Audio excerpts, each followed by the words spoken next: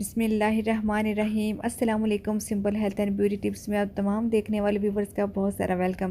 تو آج کی ویڈیو ہے کہ کیا آپ کا بیبی پیٹ میں درد کی شکایت کر رہا ہے؟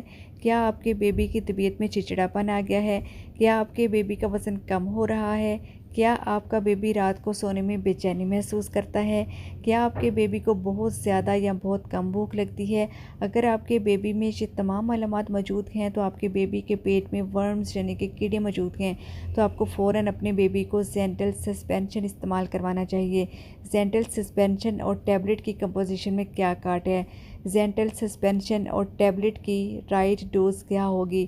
کیا زینٹل ٹیبلٹ یا سسپینشن پریگننٹ لیڈی جو ہے وہ یوز کر سکتی ہیں؟ تو یہ سب آج کی ویڈیو میں شامل ہیں۔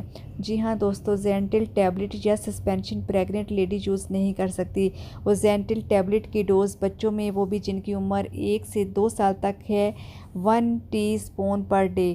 اسی طرح بڑوں میں زینٹل ٹیبلٹ کی ڈوز ہوگی 2 ٹیبلٹ پر ڈے۔ یہ ٹیبلٹ اگر آپ 3 دن تک لگاتار استعمال کریں گے تو آپ کا کورس کمپلیٹ ہو جائے گا۔